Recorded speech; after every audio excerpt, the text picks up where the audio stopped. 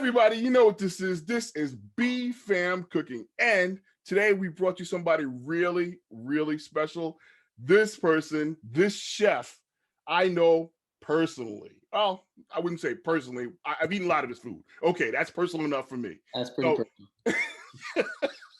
He is Chef de Cuisine, Michael Jenkins.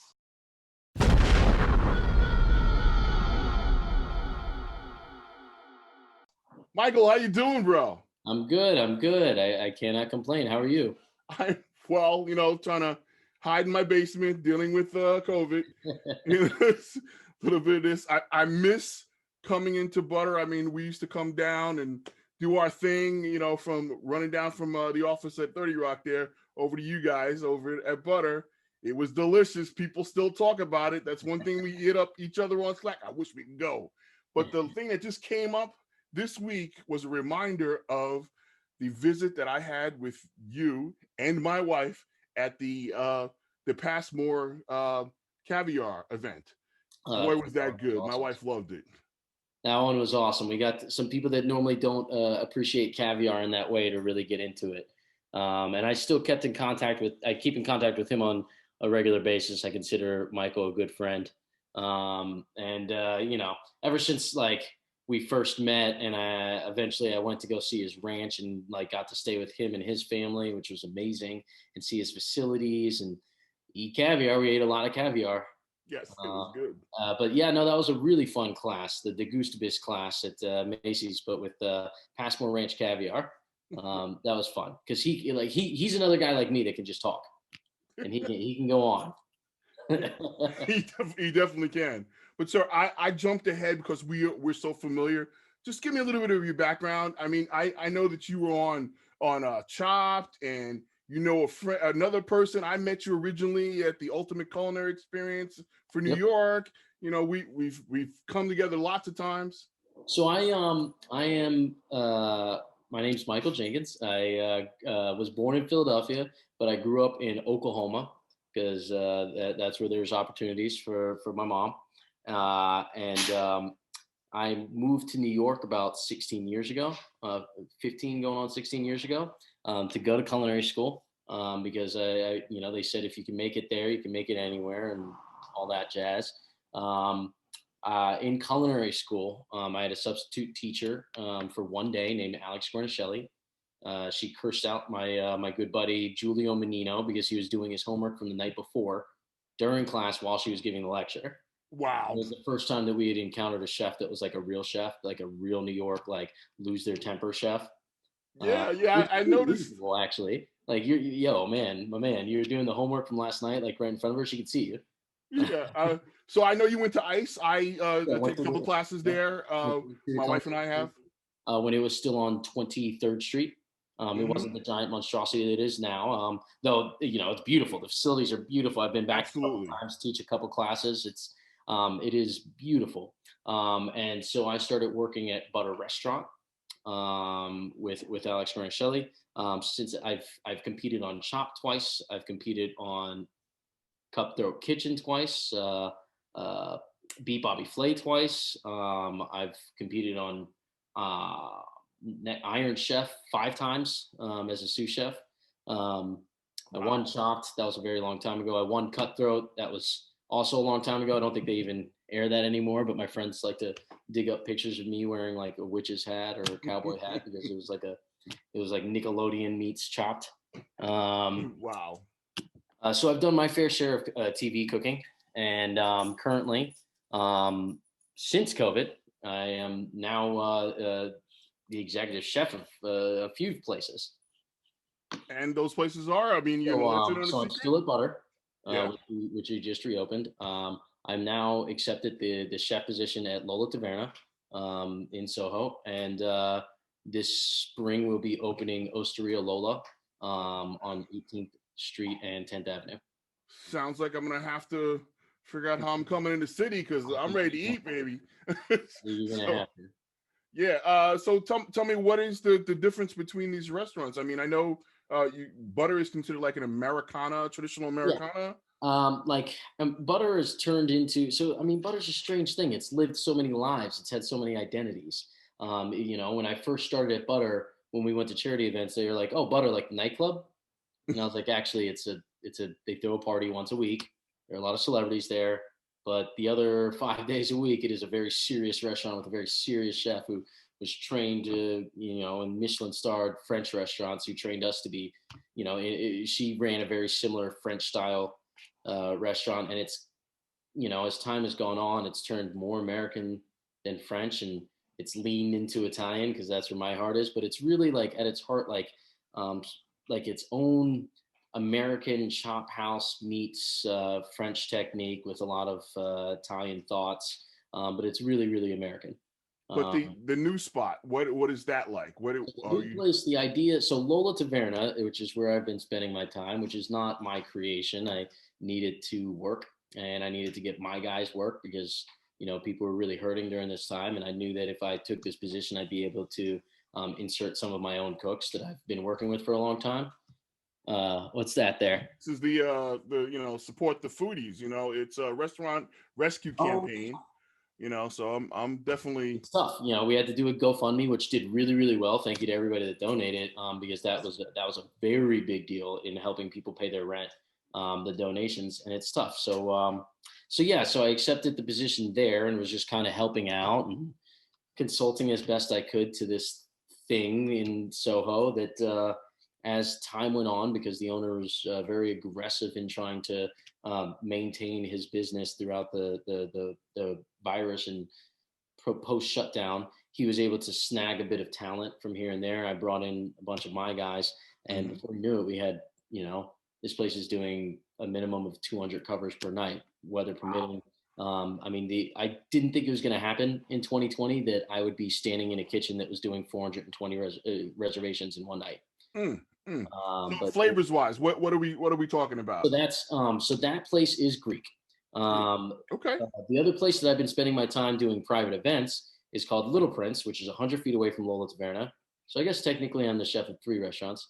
So Little Prince is like a French bistro. That's Hmm. that's the kind of the jewel of this guy who owns the restaurant's crown. And then Lola Taverna, the newest project, which has become a little bit more Mediterranean than Greek because I am, believe it or not Greek. Um, and then this new place is going to be the Italian version of Lola Taverna, which Osteria Lola.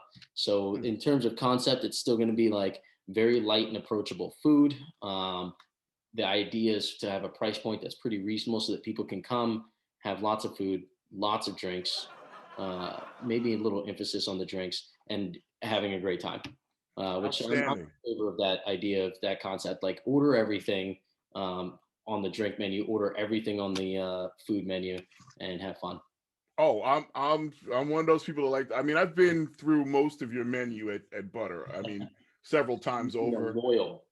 Right. The only thing I'm not, you know, I'm not that big a vegetarian, as you may have guessed. So I haven't had the cauliflower steak. I think that's the only Good. thing on your menu that I haven't had. But yeah, I mean, I've tried a lot of your food. I'm still waiting to get the recipe that both you and Alex had talked to us about in class, and I know this is going to hit you right someplace. The pork belly spaghetti. Oh yeah. It's funny that you remember that. That's one of many, many, many embarrassing moments of me doing a partnered cooking class with celebrity chef, Iron Chef Guarnaschelli. She's like a surrogate mom, like the mother I never wanted. I tell people. She on stage is amazing. She's really the show woman, the performer, and she really is a food expert. So that Hmm. like really makes her genuine because she knows what she's talking about. On top of that, she has the gift of gab and she could do stand up if she wanted to. However, when it turns into a 2-person show, things get a little bit more interesting because she'll just kind of, you know, hey, make that thing, and I'm like, that's a 3-hour thing that you want me to. Right, She's right. like, it's fine, figure it out on stage. You want me to figure it out? Yeah, she's a winger. That dish in less than 3 hours. You want me to make it in a 45-minute demo in front of a live audience? Yeah, Yeah. sure, let's do it. Why not? We did it on Iron Chef. We'll do it here. On Iron Chef, it always worked out because it's a competition. So like once the lights are on and we're competing against somebody else, like the food's going to be good. Mm-hmm. In the cooking show, oh man, that was tough. So it's basically you cut the skin off of the pork belly, and Mm-hmm. then you braise that by itself with mirepoix for a very long time. This is a recipe I got from Chris Constantino. Mm. And then once it's super tender and you let it and you scrape off every little bit of fat that you can off the skin, where you would, if you wanted to make a chicharron, throw it in a dehydrator or Right. pop it in the oven or hang it. In this case, you let it stay nice and juicy and tender, but run it through the fettuccine attachment on a pasta machine. The key is to cooking it long enough and scraping off as much fat as possible so that it fits through the machine. It needs to be as thin as pasta. And I'm sure, by the way, that class was, how long ago was that? A long time. Like 8 years? Maybe 8 years. I I could mean, we probably do a better job of demoing that now. now, I have a bit more no, experience. yeah. But my wife and I are still coming to Butter to make sure we try and dig it home and just say, just remember the pork belly pasta that So you we'll do promised. one vegetarian vegan cauliflower steak, and we'll do one uh, Really? pork belly with pork fat Oh, and day. sauce and eggs and parmesan and all I'm that ready good for stuff. that. That sounds so delicious. I'm like, yeah, that yeah, I mean the thing that you did for us at the caviar, the dessert that you did with the caviar and creme brulee. Was it Yeah, was it creme brulee or it was a panna cotta? It was panna cotta. yeah. Yeah. I knew it was something Um, creamy. which yeah, that was inspired by the trip that my girlfriend and I took to Italy, because we went with Lou DiPaolo from DiPaolo's Cheese Shop in Little Italy. He Hmm. does food guided tours of different regions of Italy, and we did like a half month tour of Reggio Emilia. I'm sorry, Emilia Romagna, and we were in Reggio Emilia, we were in Modena, we were in Bologna, which is maybe my favorite city in the world outside of the Mm. U.S. And in Modena, we had some of the most amazing balsamic. I mean, that is where balsamic is. If it's not from Modena, it's not. It's maybe it's balsamic, but it's not balsamico. And one of the desserts they had to just show off how amazing the balsamic was a very very simple panna cotta with Hmm. the drizzle of one of their super aged balsamics. And I maintain that caviar is such like an amazing product that it'd be kind of cool if we, I brainstormed with Michael Passmore. It'd be Hmm. cool if we had like a really blank palette to show off this amazing product that's super complex and versatile. Yeah, So that's the idea. I go back to that. I think, wow, you put together panna cotta, you put together that with grapefruit and then caviar, and I thought, I'm not sure I'm gonna like this. I'm not so sure. I mean, but Michael's serving it, so I'm like, I'll try it. I ate the whole thing, finished my wife's. I'm like, this is just I'm so glad you it's enjoyed it. yeah. I like, I grew up in a single parent household where like we ate very, very basic food and I was very picky. As I've gotten older, I've gotten not only less picky, but now I want to eat the weird stuff. And I really like pushing people's boundaries a little bit.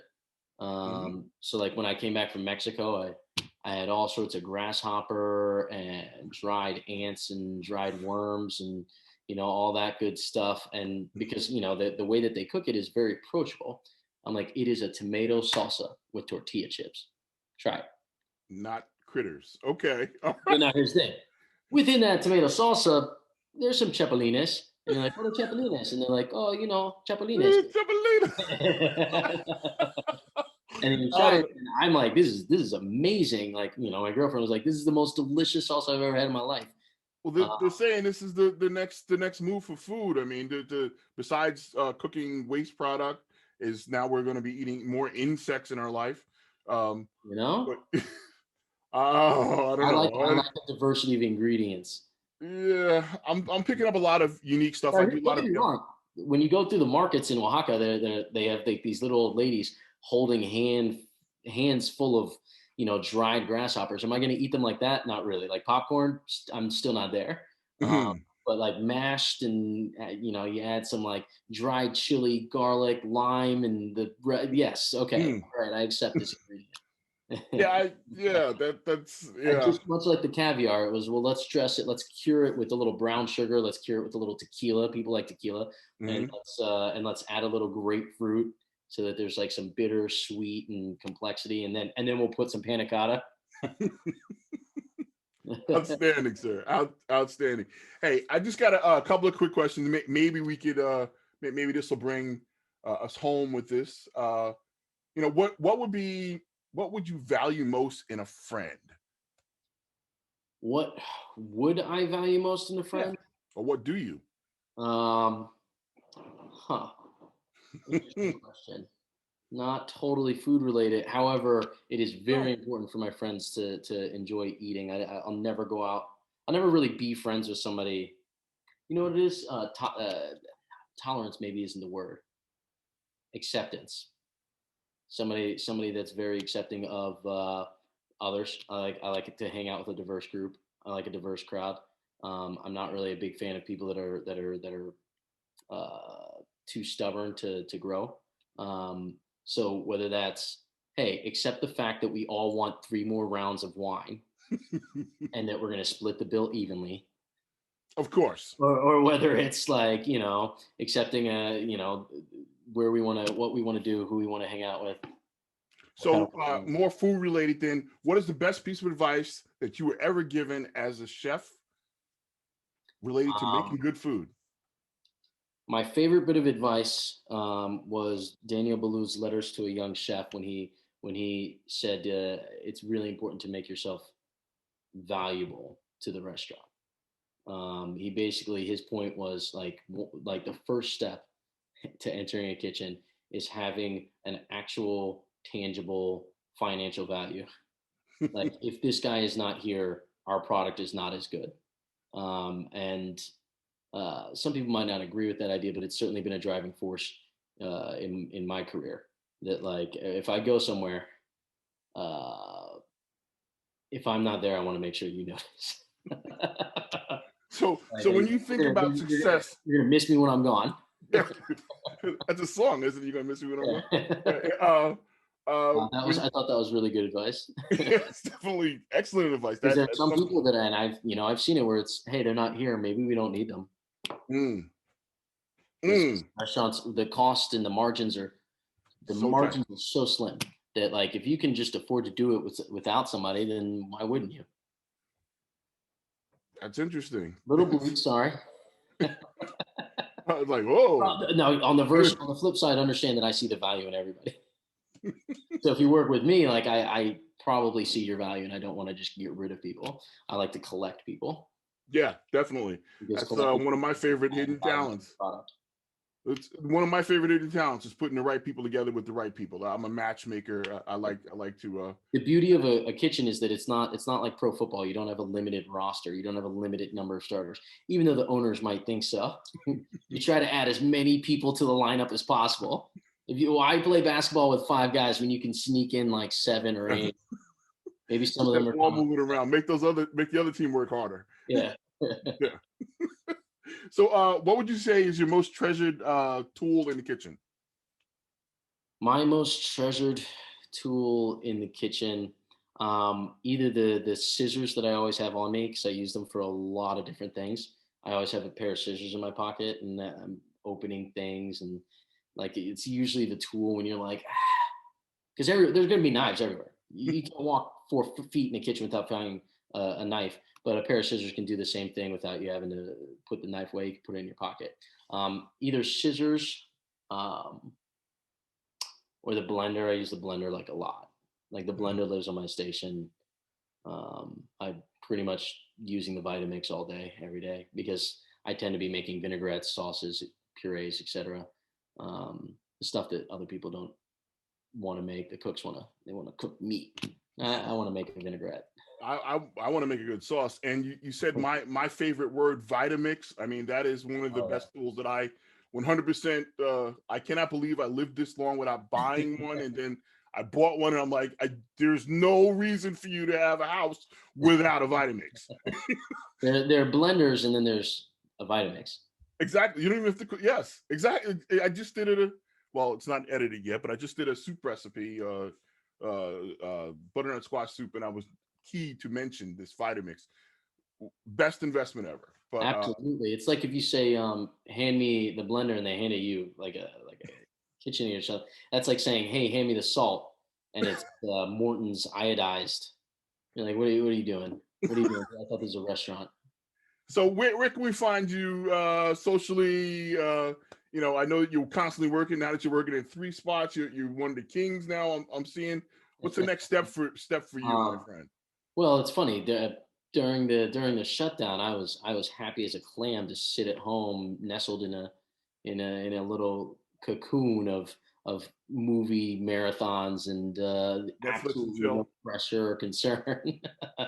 But yeah, I spend my social time with my family. I mean, my friends and I will tend to go to parks. I mean, life's different now, so like our idea of a good time is sitting underneath the Pepsi Cola sign in Long Island City and drinking cocktails that I have in my chair. I bought a chair this summer. That's what a big purchase. I bought a Tommy Bahama chair that has a cooler on the back so that your neck can stay cool and you can keep your beers in there. Wow. And a cup holder and a little thing for my cocktail shaker. And then I've got my dog I got like a portable fan and like a little doggy pen.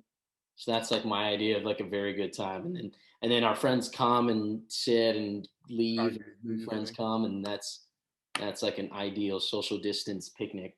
That's fun social time. Wow, outstanding. That sounds like so much relaxation. But then you picked up 2 extra jobs, so now you have 3 jobs. You're now a good time is having time to take a long shower and drink a coffee. Come creative ideas that are coming out of you. I know it must be fantastic. Or should we be following you on Instagram or Facebook? Or I've been playing it really close to the vest. I have been noticeably absent from social media because I've been trying to figure out whether I wanted to take this position, figure out whether this brand new restaurant was something that I wanted to do. But in terms of ideas, oh yeah, he's got ideas written down on the thing. I'm waiting for the book, Michael. When is the book coming? When am I going to see? I'm not sure exactly when. Alex and I have talked about it. We just recently were talking about the idea of doing a podcast that we thought would be interesting. It'd be I am spooling up perspectives of the exact same day, what the chef thought was going on versus what the cook was seeing going on behind the scenes, something like that. And I'm not sure on the book. Probably within a year and a half to 2 years. Okay, and the podcast, maybe I don't know. Yeah, maybe. I mean, she certainly gets those offers on a regular basis. We just have to game it out, and that would be fun. That's one of a couple ideas I've had of a podcast / cooking show. My friend came to me a couple years ago with a brilliant idea that he thought I should do, and I don't know. Maybe we'll do it. I don't want to say it out loud. No, all right, well that's good. I'm waiting it as one of your loyal fans. We're gonna keep an eye out on all the projects you got going on. We'll start seeing things soon enough within the next 3 months.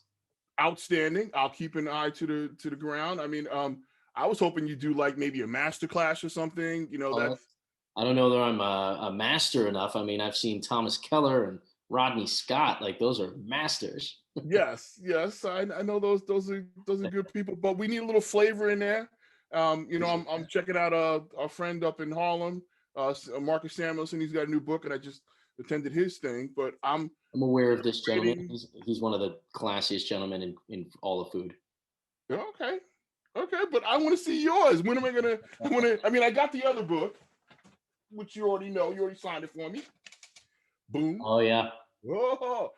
And I'm waiting to get on Black Chefs. It's awesome. It's awesome. I'm checking out all of them. I'm hoping that once COVID is down to whatever it's going to bring us back to, which I think is back maybe 80% at best in a year or so.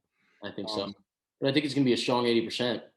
Yeah, it'll be a strong 80, but travel wise, now all the talent's going to end up being in just a few buildings. Yeah. Spread out throughout cities. Well, I'm hoping that we can get back to travel because I have to see friends in Germany and Italy. That's what our plan was this year. They were supposed to get married, so we were supposed to take another cooking class over there, and I'm hoping to, get back in opportunities with another one of the organization that I work for. Their groups in there. I really wanted to loop you in on a few things that we're doing for Ben, which is the Black Employees Network at NBC. And this is just another thank you very much for doing this. I mean, it's My fantastic. pleasure. And you have a great day, sir. All right, you too. Talk to you later. Thank you so much, Sean. Appreciate it. All right. Bye.